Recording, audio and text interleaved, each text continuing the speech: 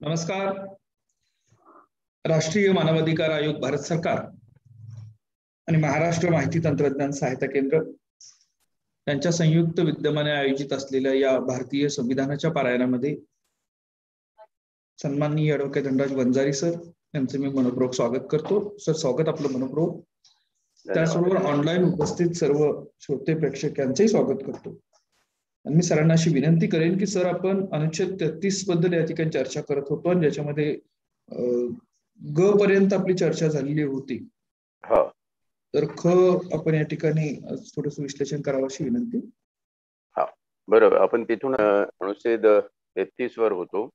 मुख्यतः अनुच्छेद 33 चा मथळा असा आहे की घटनेच्या भाग 3 म्हणजे मूलभूत हक्क यामध्ये प्रदान केलेले हक्क बदलण्याचा, त्यांना मर्यादित करण्याचा, रूपांतरित करण्याचा, मॉडिफाय करण्याचा, ज्याला आपण म्हणू, असे अधिकार भारतीय संसदेला असेल. आणि हे अधिकार देत असताना खाली काही गोष्टी विशेषत्वाने इथे नमूद केल्या होत्या. ते म्हणजे सशस्त्र सेवा दलाचे सदस्य म्हणजे आर्म फोर्सेस, ज्याच्यामध्ये आपलं सैन्य दल आहे, वायुदल आहे, नौदल आहे, आणि निमलष्करी दल, त्याच्यामध्ये केंद्रीय पोलीस संघटना, BSF, CRPF, CISF, CRSC या ज्या सगळ्या सेंट्रल पोलीस ऑर्गनायझेशन्स आहेत याचा पण त्याच्यामध्ये समावेश आहे. दुसरं महत्वाचं, ज्या ठिकाणी संसदेला मूलभूत हक्क बदलू शकतात असं करण्याचे कायदे करण्याचा अधिकार आहे, ते दुसरं क्षेत्र म्हणजे सार्वजनिक सुव्यवस्था राखणारी सर्व दले व त्यांचे सदस्य. इथे पोलीस दल आणि जी काही कायदा सुव्यवस्था राबवण्यासाठी कामाला येणारी मशिनरी आहे, यंत्रणा आहे राज्य सरकारची, त्या सगळ्या यंत्रणा याच्यामध्ये समाविष्ट आहे. म्हणजे इथे तुम्हाला दिसेल की सैन्य दलाला एक वेगळा दर्जा दिलेला आहे, त्यानंतर पोलीस आणि तत्सम ऑर्गनायझेशन्सना एक वेगळा दर्जा या ठिकाणी प्राप्त झालेला आहे. हे दोन करण्याचा उद्देश असा आहे की सैन्य हे मुख्यतः बाहेरील संकटांपासून देशाचं संरक्षण करत असतं, म्हणून त्यांना काही विशेष अधिकार द्यावे लागतात. त्याचप्रमाणे त्यांना काही विशेष बाबतीमध्ये कर्तव्य पालन योग्य प्रकारे होण्यासाठी शिस्तीचे बडगे सुद्धा अति जास्त प्रमाणात असतात आणि ते असणं आवश्यक आहे. जेव्हा मी अति जास्त म्हणतो तेव्हा कम्पेअर टू पोलीस मिलिटरीचे रिस्ट्रिक्शन्स हे कडक आहे. जास्त शिस्तप्रिय दल त्यांना तिथे हवं असतं. त्याचं कारण सांगताना जसं मी काल सांगितलं की ते वरिष्ठ अधिकाऱ्याचे जे हुकूम आहे ते तंतोतंत पाळले गेले पाहिजे. जखमी परिस्थिती निर्माण होऊ शकते, म्हणून त्या ठिकाणी हे बायफर्गेशन, हे एक सेपरेट कॅटेगरी आर्मीला देण्याचं प्रयोजन आहे आणि पोलीसची जी कॅटेगरी आहे ती सेपरेट आहे. आता निमलष्करी जी दल आहे त्याच्यामध्ये पोलीस येतात, पण अशी दलं की जसं आपण महाराष्ट्रापुरता विचार केला तर SRP आहे, स्टेट रिझर्व्ह पोलीस, राज्य राखीव पोलीस बल ज्याला आपण म्हणतो. या ठिकाणी अगदी भरतीपासून ते निवृत्तीपर्यंतचे जे सगळे नियम आहेत ते नियम इतर पोलीस दलापेक्षा वेगळे आहेत. आणि हे सुद्धा वेगळे असण्याचं कारण तेच आहे की योग्य प्रकारे कर्तव्य पालन व कडक शिस्त राखली जावी. तिसरं महत्वाचं याच्यामध्ये होतं गुप्तवार्ता. प्रतिगुप्त वार्ता याच्या प्रयोजनार्थ स्थापन केलेले ब्युरो व इतर संबंधित संस्था आणि त्या संस्थेचे सदस्य. संस्था आणि सदस्य असं जेव्हा म्हटलं जातं तेव्हा प्रत्येक व्यक्तीला ते लागू पडतं आणि व्यक्तीचं लागू पडणं या अनुषंगाने महत्वाचं आहे की भाग 3 मध्ये व्यक्तीला जे मूलभूत हक्क दिलेले आहे त्या मूलभूत हक्कांची पायमल्ली त्यांना बाधा या ठिकाणी येऊ शकतो. जसं मी उदाहरण सांगितलं सियाचेन मध्ये -28 डिग्री त्या वातावरणामध्ये लोक राहील तर कोणी म्हणेल की हे माझ्या मानवी हक्काचं पायमल्ली होते, मला मानवी हक्क आहे त्याप्रमाणे मी एवढ्या याच्यामध्ये इतके दिवस राहू शकत नाही. पण त्यासाठी एक वेगळा नियम आहे, कारण तुम्ही सशस्त्र दलाचे, आर्मीचे जवान आहात आणि ते महत्वाचं आहे. म्हणून विशेष नियमांचं प्रावधान जे केलेलं आहे ते नियमाचं प्रावधान तुमचं कर्तव्य लक्षात घेऊन केलेलं आहे आणि त्यानुसार मग त्या गुप्त वार्ता आणि प्रतिगुप्त वार्ता.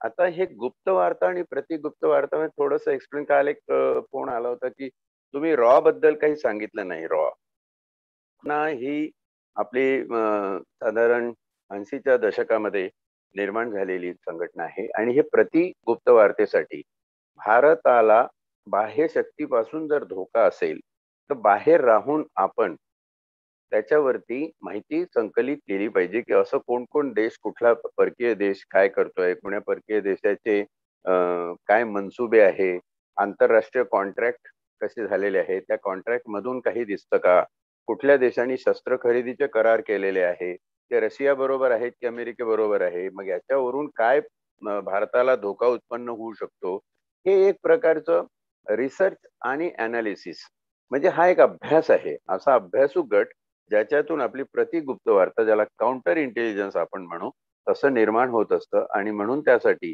रॉ ची यंत्रणा ही आपल्या आयबीच्या यंत्रणेअंतर्गत निर्माण करण्यात आली. त्यानंतर वेळोवेळी तुम्हाला इथं बघायला मिळेल की संसदेला जे रूपांतरित करण्याचा, मर्यादित करण्याचा आणि हक्क बदलण्याचा जो अधिकार वेळोवेळी दिलेला आहे, त्याचा वापर करून बऱ्याचशा नवीन यंत्रणा, जसं नॅशनल सिक्युरिटी काउन्सिल आहे, हिची स्थापना झाली.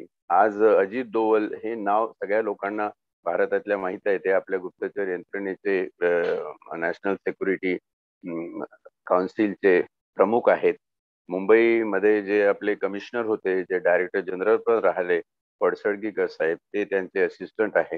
ह्या कधीतरी या बातम्या वर्तमानपत्रातून येत असतात, पण या दलांचं जे काम आहे ते अनन्यसाधारण काम आहे. आज आपण सुरक्षित राहून सुरक्षित जीवन जगतो समाजामध्ये, व्यवहारामध्ये. आपल्याला सहसा या दलांची माहिती नसते, यांची किंमत कळत नाही. पण एक गोष्ट लक्षात ठेवावी सर्व भारताच्या जनतेने, की ही लोक रात्रंदिवस डोळ्यात तेल घालून राबत असतात.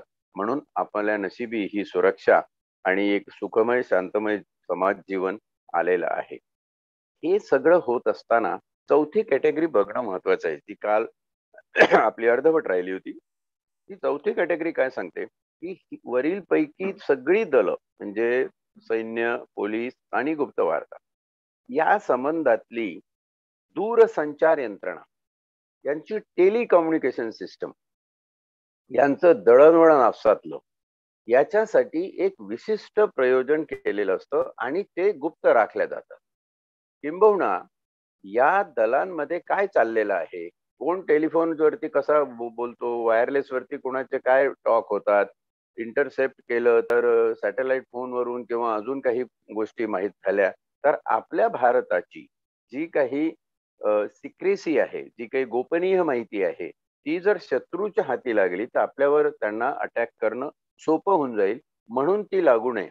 म्हणून जी दूरसंचार व्यवस्था आहे, म्हणजे आता आपण मोबाईलचे टॉवर बघतो, तर ते मोबाईलचे टॉवर किंवा ही जी यंत्रणा आहे, नेटवर्किंग आहे सायबरचं, हे नेटवर्किंग सगळेजण वापरतात, सगळ्यांसाठी खुलं आहे.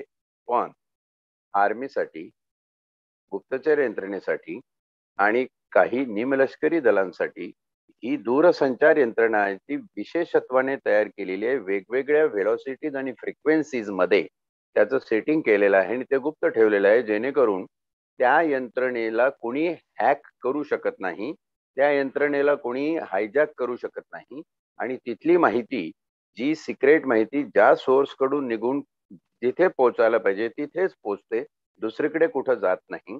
याला एक डिसायफरिंग शास्त्र पण म्हणतात. डिसायफर शास्त्र म्हणजे गुप्त वार्ता पाठवण्याचा कोड. हे दूरसंचार यंत्रणा त्याप्रमाणे फिट केलेली असते आणि ते कोडिफाईड अशी इन्फॉर्मेशन, तो जो माणूस ज्याला ते मिळते त्यालाच तो डिकोड कसा करायचा, डिसायफर, सायफरिंग आणि डिसायफरिंग हे कसं करायचं, याच्यावरती चालतं. गुप्तचर यंत्रणेचं अनन्यसाधारण महत्व आहे. ज्या देशाची गुप्तचर यंत्रणा जेवढी शक्तिशाली, तो देश तेवढा शक्तिशाली. अमेरिका एवढा मोठा देश आहे, आज जागतिक महासत्ता आहे, पण अमेरिकेची CIA ज्या पद्धतीची कामं करते, इस्रायलची मोसाद ज्या पद्धतीचं काम करते, रशियाची KGB ज्या पद्धतीचं काम करते, त्याच्यावरून त्या देशाचा दर्जा, त्याच्यावरून त्या देशाचं स्टँडर्ड, त्याच्यावरून त्या देशाची संपत्ती ही समजली जाते की खरंच हा देश सार्वभौम रित्या सुरक्षित देश आहे. आणि हे ठेवण्याचं जे काम आहे, ते काम प्रामुख्याने आपल्या गुप्तचर आणि प्रतिगुप्तचर यंत्रणा कसोशीने करत असतात.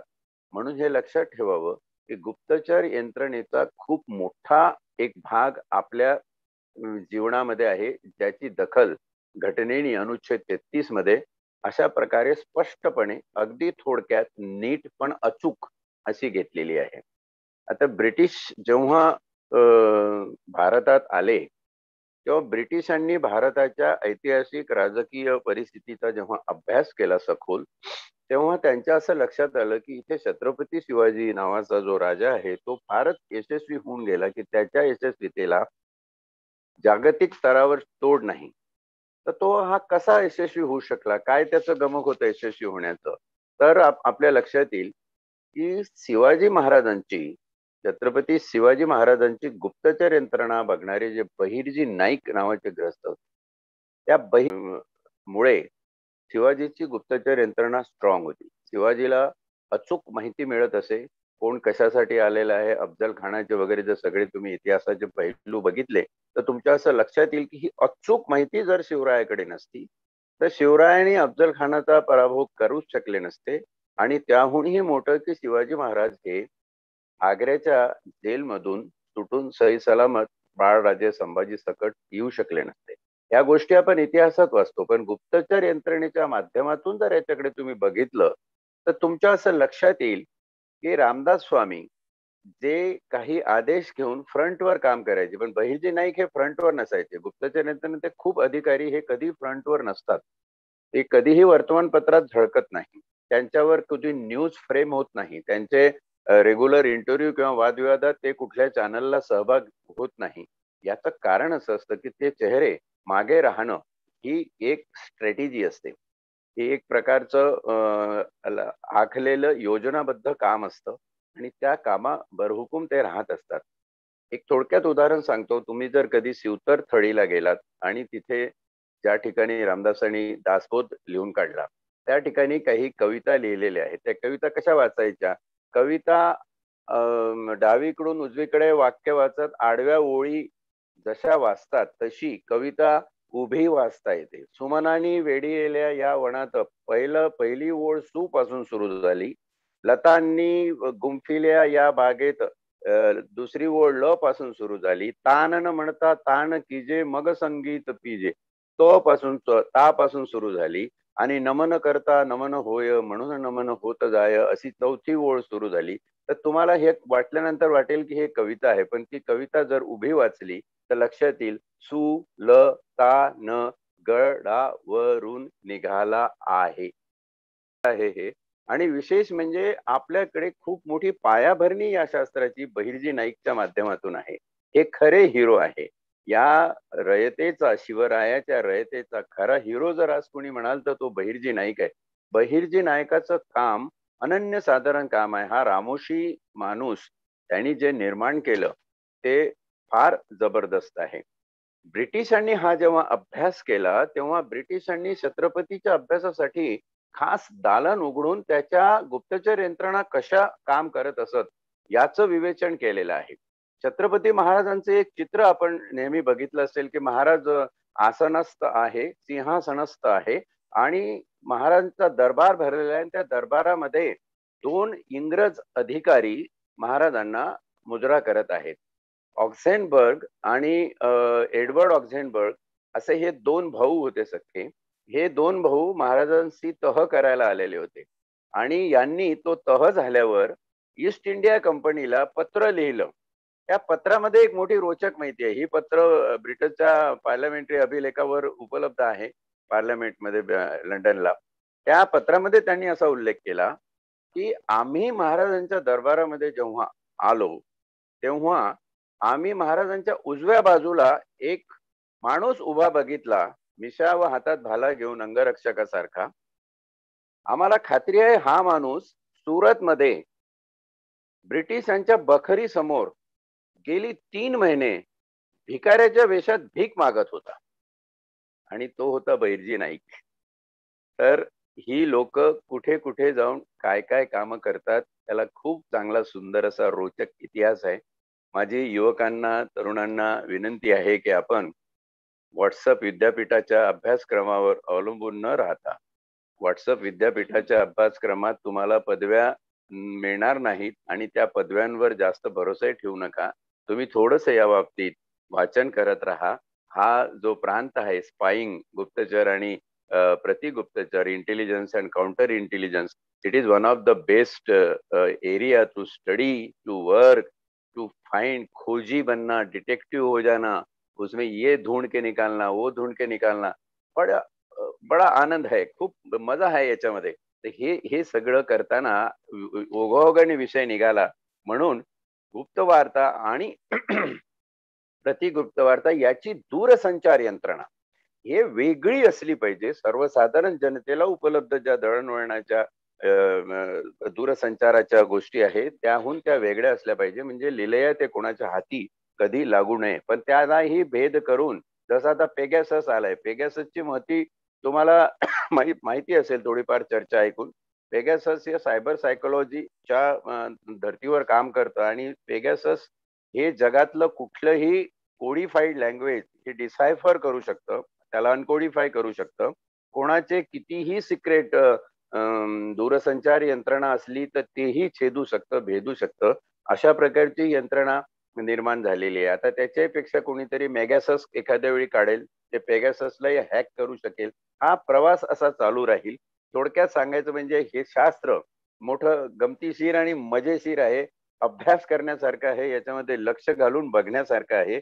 या निमित्ताने घटनेत 33व्या अनुच्छेदात समभाग 4 मध्ये सांगितलेल्या याचं महत्व इतकंच की यांची दूरसंचार यंत्रणा वेगळी असली पाहिजे. त्यासाठी वेगळा समभाग घटनेमध्ये केलेला आहे, म्हणजे याचं वैशिष्ट्य आणि इम्पॉर्टन्स आपल्या लक्षात येऊ शकतं. त्यानंतर आपण बघितलं की युद्धकालीन परिस्थितीमध्ये आपले जे मानवी हक्क आहेत ते हक्क कुठवर हिरावून घेऊ टाकले शकतात. तर युद्धकालीन परिस्थितीमध्ये जिवंत राहण्याचा अधिकार एक सोडला तर अनुच्छेद 21 आणि 22 मधले सगळे हक्क हिरावून घेतले जाऊ शकतात. म्हणजे वॉर सिच्युएशन मध्ये जर तुम्हाला अटक झाली, तुम्हाला डिटेन केलं, तर तुम्ही त्या ठिकाणी घोषित केलं की आता युद्धजन्य परिस्थितीमध्ये अमुक अमुक अनुच्छेदाखालील तुमचे मूलभूत हक्क हे निर्बंधित केलेले आहे, यांच्यावर निर्बंध लादलेले आहे, तर तुम्हाला अशा वेळी न्यायालयात जाता येणार नाही. तुम्हाला अशा वेळी सुप्रीम कोर्टात हिबस कार्पस करता येणार नाही. सुप्रीम कोर्टामध्ये जे काही मॅन्डॅमसचे रीट आहे सर्टिओररी पर्यंत, ते रीट तुम्हाला पिटिशन्स दाखल करता येणार नाही. कारण तुमचे हे आणीबाणीची परिस्थिती जर तुम्ही बघितली, देशामध्ये जेव्हा 75-76ला आणीबाणीची परिस्थिती लादल्या गेलेली होती, इंदिरा गांधी तेव्हा देशाच्या पंतप्रधान होत्या, त्यावेळी अशा प्रकारे हे प्रश्न खूप उद्भवले की तुमचे मूलभूत हक्क या ठिकाणी हिरावून घेतले जाऊ शकतात का.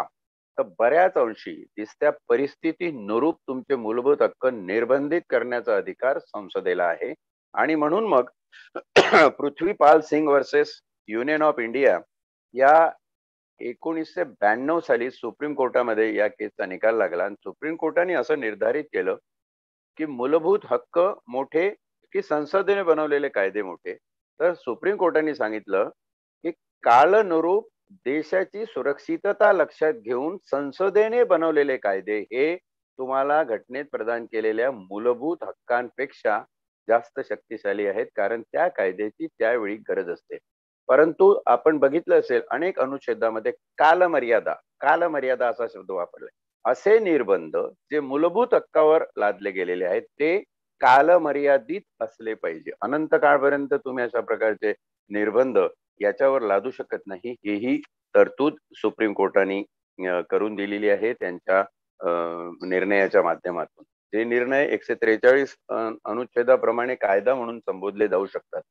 आता या ठिकाणी सुप्रीम कोर्टाचा रोल आपण समजून घेऊया की घटनेने कायदे करण्याचं स्वातंत्र्य सरकारला दिलं, त्यानंतर खरंच ते कायदे तसं काम करतात का हे पाहण्याचं जे काम आहे ते सर्वोच्च न्यायालयाचं आहे.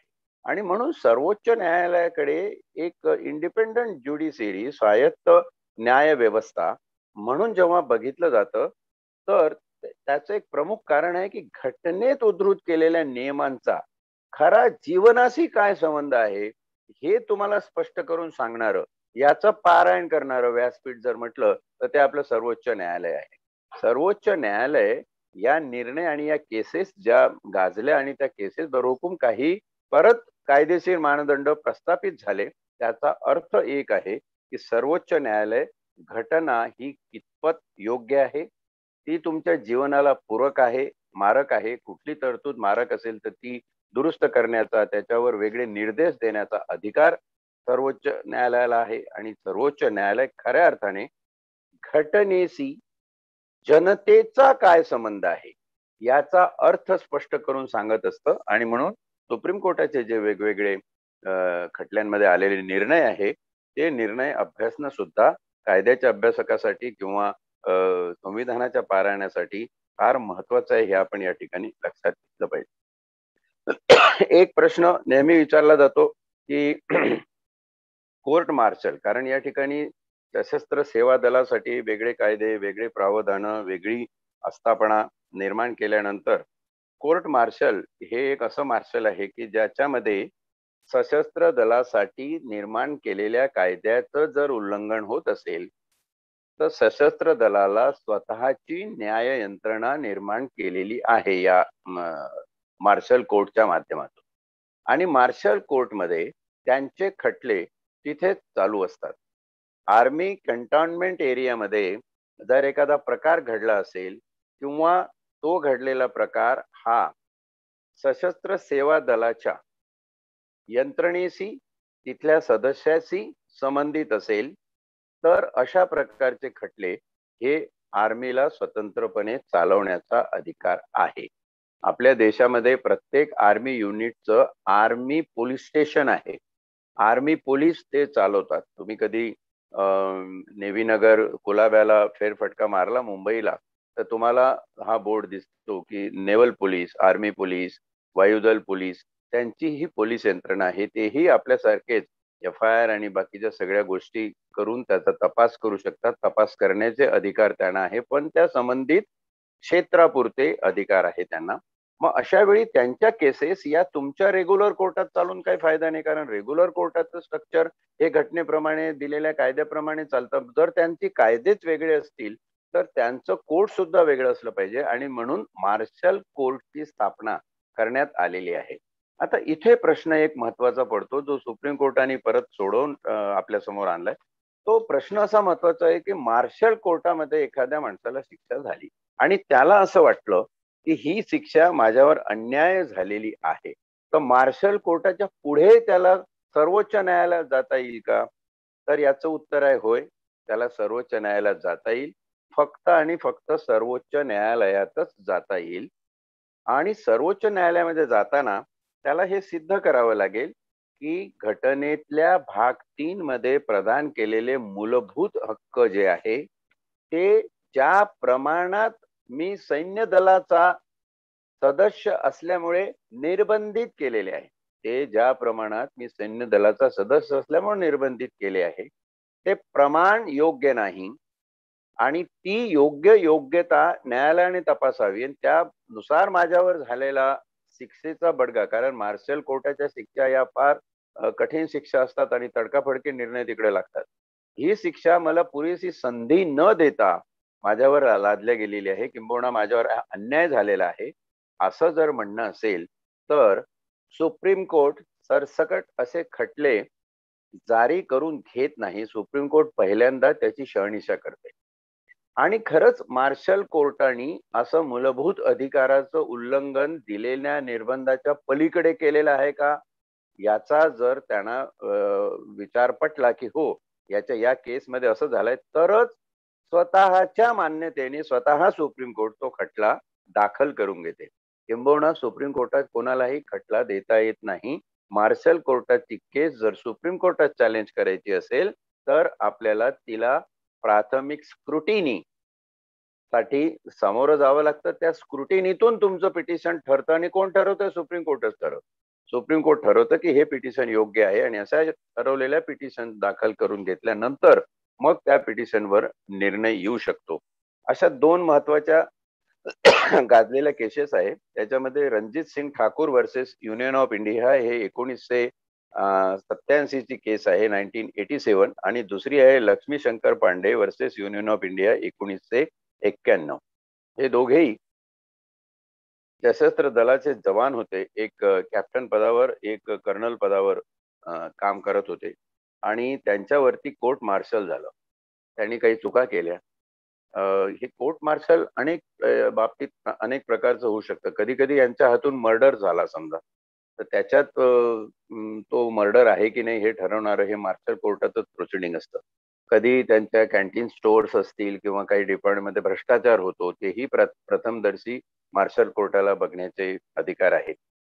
त्याचबरोबर हेही एक या केसमध्ये निष्पन्न झालं लक्ष्मीशंकर पांडेच्या, की मार्शल कोर्टाने त्याची स्क्रुटिनी करून जर त्याला वाटलं की हे खटले हे रेग्युलर कोर्टात झाले पाहिजे, हे IPC CRPC प्रमाणे चालणारे खटले आहेत, तर अशा वेळी मार्शल कोर्ट हे आपल्या हायकोर्टाच्या अनुमतीने असे खटले मार्शल कोर्टाच्या कार्यकक्ष बाहेर चालवण्यासाठी सुद्धा देऊ शकतात. आणि हायकोर्ट अशा वेळी ठरवतं की हे खटले आपण कुठल्या याच्या खाली चालवायचे.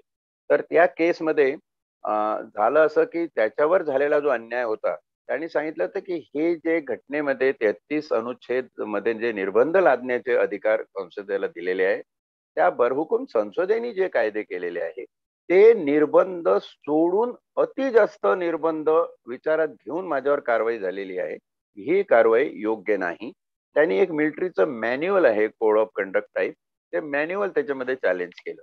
तर अशा प्रकारच्या या केसेस होत राहतात आणि शेवटी सुप्रीम कोर्ट याचा निवाडा करू शकतं. एवढंच प्रामुख्याने या ठिकाणी सांगण्याचा उद्देश आहे. मला वाटतं आपण आता 33 अनुच्छेद या ठिकाणी समाप्त करतो आहोत आणि त्याच्या समाप्तीत आपण शेवटी हे तर बघितलंच आहे आपण दूरसंचार यंत्रणा, आणि त्याशिवाय शेवटची एक ओळ आहे ती वाचतो म्हणजे समारोप सगळ्यांच्या लक्षात येईल, की हे जे वरचे सगळे नियम आहेत त्यांना लागू करताना निश्चितपणे त्यांच्या कर्तव्याचे योग्य प्रकारे पालन व्हावे व त्यांच्यामध्ये शिस्त राखली जावी, यासाठी ते हक्क कोणत्या व्याप्तीपर्यंत निर्बंधित किंवा निराकृत करण्यात यावेत हे संसदेला कायद्याद्वारे निर्धारित करता येईल. ही कक्षा जर मागे पुढे कमी जास्त झाली आणि त्यातून तुमच्या मानवी हक्काला जर बाधा आली तर मात्र तुम्हाला न्यायालयाचा दरवाजा ठोठवायला परवानगी आहे आणि तो तुम्ही करू शकता. 33चं वैशिष्ट्य असं आहे, याच्यामध्ये कोर्ट मार्शल, सैन्य दल, पोलीस दल आणि विशेष करून आपल्या गुप्तचर यंत्रणा याचा समावेश केलेला आहे. अनेक लोक प्रश्न विचारतात ना, गुप्तचर यंत्रणेला कुठे आहे, त्यांचं सगळं गुप्त असतं, त्यांचं काहीच माहिती नसतं. त्याची बेसिक प्रोव्हिजन जो मूळ पाया आहे तो घटनेच्या या 33व्या अनुच्छेदामध्ये विस्तृतपणे सांगितलेला आहे. मला वाटतं आता अनुमती असेल, याच्यावर काही प्रश्न नसतील तर आपण अनुच्छेद 34 कडे वळूया. आणि तसं असेल तर मग यशवंत अनुच्छेद 34चं वाचन होऊ दे.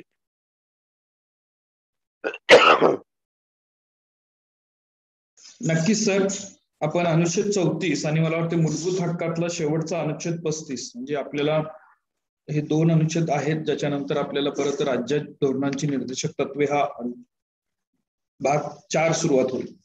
तर आज आपण अनुच्छेद 34चं मी वाचन करतोय. कोणत्याही क्षेत्रात लष्करी कायदा अंमलात असताना या भागाद्वारे प्रदान केलेल्या हक्कावर निर्बंध या भागाच्या पुरोगामी तरतुदीमध्ये काहीही असले तरी भारताच्या राज्यक्षेत्रामध्ये जेथे लष्करी कायदा अंमलात होता अशा कोणत्याही क्षेत्रात सुव्यवस्था राखणे किंवा ती पूर्वरच प्रस्थापित करणे या संबंधात संघराज्याच्या किंवा राज्याच्या सेवेतील कोणत्याही व्यक्तीने किंवा अन्य कोणत्याही व्यक्तीने केलेल्या कोणत्याही कृतीबद्दल संसद कायद्याद्वारे तिचे निरीक्षण करू शकेल अथवा अशा क्षेत्रातील लष्करी कायद्यान्वये दिलेला शिक्षादेश, केलेली शिक्षा, आदेशित समपरण किंवा केलेली अन्य कृती विधिग्राह्य करू शकेल.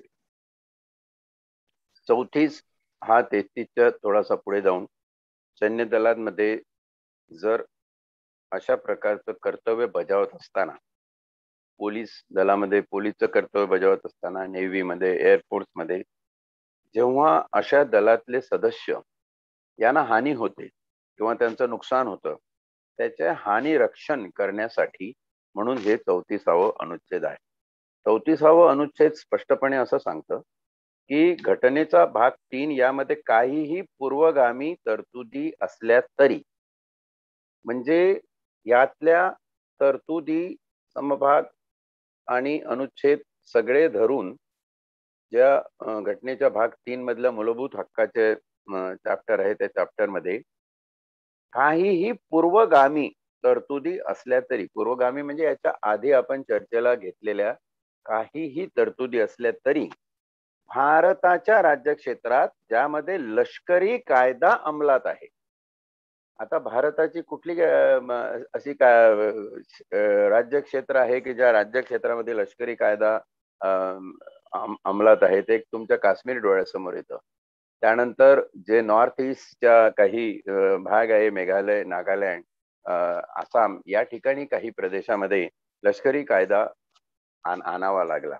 मध्यंतरी नक्षलाईटचा बंदोबस्त करण्यासाठी गडचिरोली, चंद्रपूर, भंडारा हा भाग लष्करी नियंत्रणाखाली आणावा, लष्करी कायद्याच्या अंमलाखाली आणावा, अशा प्रकारचा प्रकार आपण ऐकलेला असेल.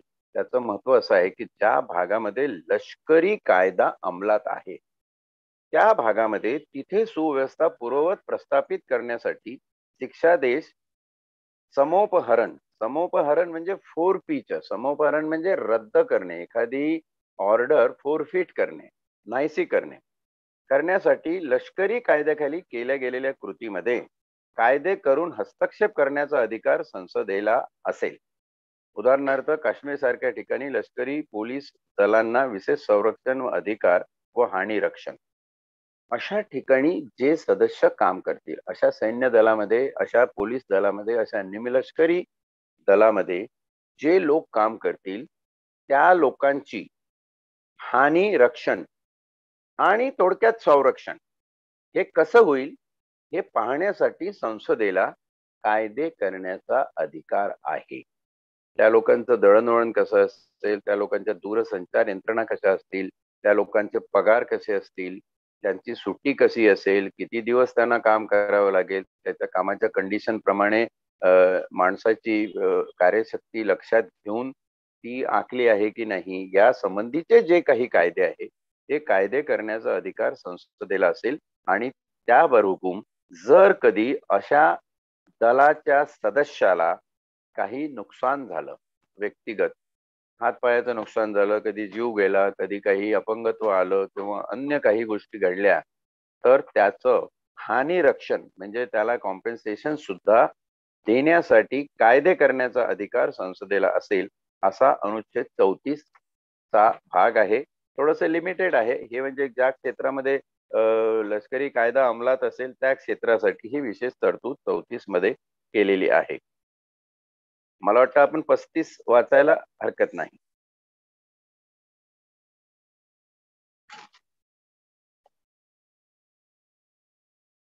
आपण 35 ला सुरुवात करतोय सर. या भागाच्या तरतुदीची अंमलबजावणी करण्याकरता विधिविधान या संविधानात काहीही असले तरी क 1 अनुच्छेद 16 चा खंड 3, अनुच्छेद 32 चा खंड 3, अनुच्छेद 33 व 34 या अन्वये संसदेने केलेल्या कायद्याद्वारे ज्या बाबीसाठी तरतूद करता येईल अशा त्यापैकी कोणतीही बाब आणि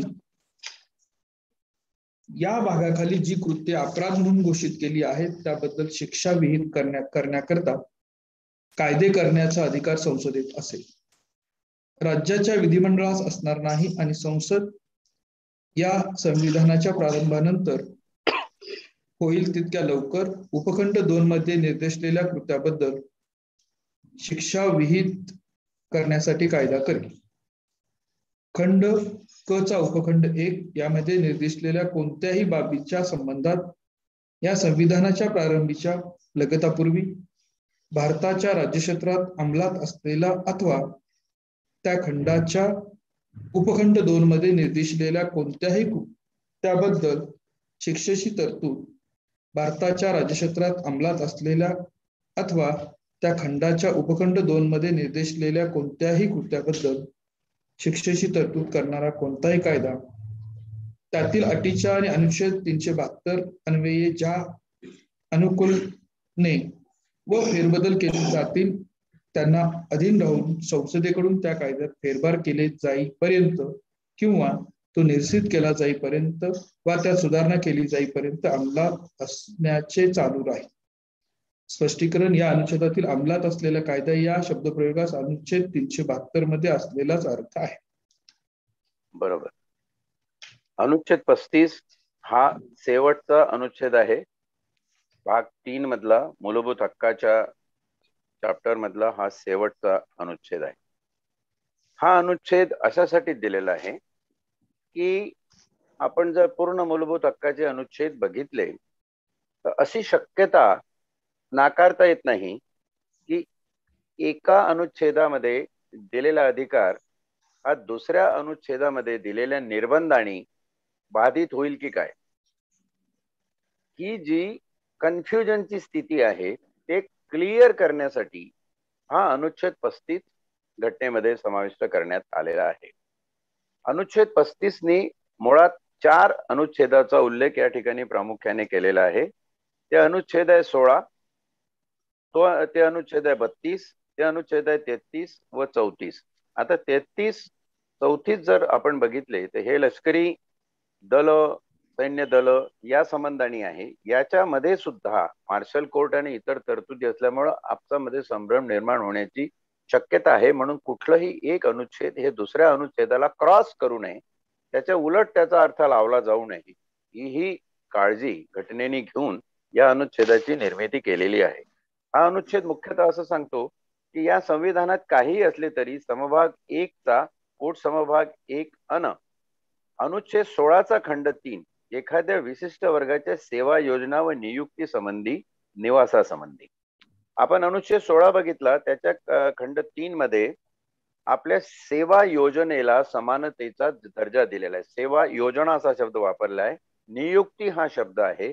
त्या संबंधात तुम्हाला राहण्याचे, तिथे वास्तव्य करण्याचे, तिथे सेटल होण्याचे, फिरण्याचे जे जे काही अधिकार दिलेले आहे ते सगळे अधिकार 16 मध्ये जे दिलेले आहे त्याला जर निर्बंध होत असेल आणि ते निर्बंध जर अनुच्छेद 32, 33, 34 मध्ये विद्रू केलेले असतील, मध्ये सांगितलेले असतील, स्पष्ट केलेले असतील, तर त्या ठिकाणी 33, 34 मधले जे नियम आहेत, जे कायदे संसदेने पारित केले ते अनुच्छेद 16 च्या वर ग्राह्य धरले जातील. म्हणजे एखाद्या विशिष्ट परिस्थितीमध्ये अनुच्छेद 16 मध्ये दिलेला फिरण्याचा, वास्तव्य करण्याचा, नोकरी धंद्याचं चॉईस करण्याचा, व्यवस्थित नियुक्त्या मिळण्याचे जे अधिकार आहे त्याला निर्बंधित करण्याचे अधिकार जे संसदेला दिलेले आहे. मग त्या ठिकाणी तुम्ही असं म्हणू शकत नाही की 16 वर जे अधिकार आहे ते सर्वोच्च आहे, त्याच्यातच आम्हाला सगळं मिळालं पाहिजे, तुमचं 33, 34 आम्ही काय ऐकत नाही. त्यासाठी 35वा अनुच्छेद हा तुम्हाला एक अतिशय सूचक आणि मार्गदर्शक असा अनुच्छेद आहे. हा अनुच्छेद ठरवून देतो की एक दुसऱ्याची भांडणं आपसात होऊ नये, एक अनुच्छेद दुसऱ्या अनुच्छेदाबरोबर भांडला जाऊ नये, क्रॉस होऊ नये, त्यासाठी म्हणून हे दिलेलं आहे. अनुच्छेद 32 चा खंड 3 याच्यामध्ये प्रामुख्याने न्यायालयीन सीमा ठरवण्याचे जे अधिकार आहेत ते संसदेला प्रदान केलेले आहे. आपण अनुच्छेद 32 जेव्हा अभ्यासला तेव्हा त्याच्या खंड 3 मध्ये आपल्याला न्यायालयाच्या सीमा, कुठलं न्यायालय हे कुठे काम करेल, कुठल्या न्यायालयाचे अधिकार काय आहे, लोकल न्यायालय, हायकोर्टाचं न्यायालय, magistrate court, city civil court, sessions court, high court, त्यानंतर सुप्रीम कोर्ट आणि त्यांचे वेगवेगळे जे खंड आहेत, खंडपीठ आहेत, जसं मुंबई हायकोर्टाचं खंडपीठ 2 आहे, औरंगाबाद आणि नागपूर, तशा खंडपीठांच्या सीमा वगैरे ठरवण्याचे जे अधिकार आहेत ते अधिकार 32(2) मध्ये सांगितलेले आहेत. त्या अधिकारावर जर अनुच्छेद 16 नुसार काही गदा येत असेल तर या 35च्या म्हणण्यानुसार हे अनुच्छेद 32 मध्ये जे न्यायालयाच्या सीमा ठरवण्याचे संसदेचे अधिकार आहे ते वर मानले जातील. कारण या ठिकाणी ते अधिकार विशेष परिस्थितीत विशेष प्रावधान म्हणून संसदेने केलेले आहेत, सर्वसाधारणपणे केलेले नाही आहेत. आणि हे विशेष जी गोष्ट आहे हे कुठं लागू पडते, विशेषप्रमाणे ज्या ठिकाणी आर्मी कायदा अंमलात असेल, ज्या ठिकाणी लष्करी निमलष्करी दलाचं काम चालू असेल त्या ठिकाणी असे कायदे संसदेला करून त्यांना एक संरक्षण प्रदान करावं लागतं. जसं अनुच्छेद 34 मध्ये आपण बघितलं की त्यांच्या संरक्षणासाठी वेगळी कायद्याची मांडणी असते, ती कायद्याची मांडणी करण्याचे अधिकार हे तुमच्या उद्धृत केलेल्या मूलभूत हक्कांच्या अधिकाराला जर क्रॉस जात असतील तर in the interest of nation and in the interest of safety of nation, राष्ट्रीय सुरक्षेच्या दृष्टिकोनातून याला अप्पर हँड देण्यात आलेला आहे. याचा समभाग 2 अनुच्छेद 35चा समभाग 2 असं म्हणतो की समभाग 1 मध्ये जी कृत्ये अपराध म्हणून घोषित केली आहेत अशा अपराधाबद्दल शिक्षा देणारे कायदे संसदेला करता येतील, विधिमंडळास हे अधिकार नसणार. ही जी तुमच्या 33 व 34 च्या अनुषंगाने समभाग 2चं असं म्हणणं आहे की समभाग 1 म्हणजे याच्या आधी जे मी सांगितलं त्याच्यामध्ये जे काही अपराध किंवा गुन्हे घडले असतील त्याच्यावर शिक्षा किंवा ताडण करण्याचे जे अधिकार आहे कायदे बनवण्याचे ते फक्त आणि फक्त संसदेला आहे. कारण हा सगळा युनियन लिस्ट मधला भाग आहे. सैन्य दल, त्यांची पूर्वपीठिका, त्यांचं रक्षण, त्यांचं कुठल्या क्षेत्रामध्ये काय अंमल त्यांनी करावा याबद्दलचं सगळं कामकाज हे संसदेच्या अंडर झालं पाहिजे. कारण ही राष्ट्राची कृती असते, देशाचा हा मामला आहे, देशाच्या केंद्राचा मामला आहे. म्हणून या ठिकाणी राज्य विधिमंडळात हे अधिकार असणार नाहीत. म्हणजे एखादं मिलिटरी कॅन्टीन एरिया असेल आणि त्याला नियंत्रित करणारं एखादं राज्य, हैदराबादचं आंध्र प्रदेश सरकार म्हणालं की नाही आम्हाला इथल्या कॅन्टीनला नियंत्रित करण्याचे अधिकार बनवण्याचा कायदे बनवण्याचा अधिकार आहे, तर तसं ते विधिमंडळात दिलेलं नाही. तो मज्जाव राज्य सरकारच्या विधिमंडळांना अनुच्छेद 35 प्रमाणे करण्यात आलेला आहे. समभाग 2चा उपसमभाग 1 पुढे असं म्हणतो की समभाग 1 आणि 2च्या अनुषंगाने जे कायदे अस्तित्वात असतील ते संसदेने प्रति कायदा अशा कायद्याचे पूर्वलक्षी प्रभाव संसदेने स्पष्टपणे कायदे करेपर्यंत तसेच राहतील. म्हणजे जर एखाद्या भागामध्ये एखादा कायदा झाला, हे फार महत्वाचं आहे, आणि तो कायदा अंमलात आहे, परंतु तो कायदा स्पष्टपणे संसदेने तिथलं काम संपल्यावर डिलीट केला नाही. एखादं क्षेत्र हे नेहमीसाठी काही लष्करी तळ नसतो. आज काश्मीरमध्ये लष्करी तळ आहे, उद्या नसणार आहे. मेघालयमध्ये असेल, उद्या नसेल. आसाममध्ये असेल, उद्या नसेल. एखादी परिस्थिती बेळगाव आणि सीमेवर झाली, तिथं एखाद्या वेळी लष्करी तळ असेल, पण तो नंतर नसणार. तर लष्करी तळ गेल्यावर सुद्धा त्या भागामध्ये जे कायदे केलेले आहेत ते खरं तर संसद ताबडतोब नष्ट करते. पण जर चुकून नष्ट केले नसतील तर अशी नष्ट करणारी कायदे दुरुस्ती होईपर्यंत ते कायदे अंमलात राहतील असा याचा अर्थ लागतो. उपसमभाग 1 समभाग 2 अनुच्छेद 32चा. आणि शेवटचा समभाग 3 आहे तो 5 ऑगस्ट 2021 मध्ये निरसन केलेला आहे. हा समभाग 3 जो होता तो काश्मीरच्या प्रोव्हिजन बद्दल होता. आणि 5 ऑगस्ट 2021 मध्ये आपल्याला माहिती असेल की संसदेमध्ये 370व कलम हटलं आणि 370व कलम हटून त्याच्यावर एक कायदा तयार करण्यात आला. त्या कायद्याचं नाव आहे जम्मू अँड काश्मीर पुनर्गठन कायदा. हा 9 ऑगस्ट 2019 ला भारताच्या राष्ट्रपतीच्या सहीनिशी पारित झाला. Reorganisation of the state Jammu and Kashmir. आणि या कायद्यानुसार समभाग 3 जो होता त्या काश्मीरच्या प्रयोजनाबद्दलचा तो निरसन झालं, त्याचं नष्ट केला, डिलीट करण्यात आला, वगळला गेला. आणि त्या ठिकाणी हा कायदा याच्यात घटनेने आपल्या संसदेने आपल्या घटनात्मक अधिकाराचा वापर करून तो केलेला आहे. अशा रीतीनं आपण 35चा समारोप घेतलेला आहे. 370वी घटना दुरुस्ती ही ज्या पद्धतीने रद्द झाली आणि काश्मीर त्या ठिकाणी अस्तित्वात आलं, एक राज्य आणि 2 युनियन टेरिटरी त्याच्यामध्ये निर्माण झाल्या, त्या कशा झाल्या त्याच्याबद्दलचा इतिहास आपल्याला सगळं माहित आहे.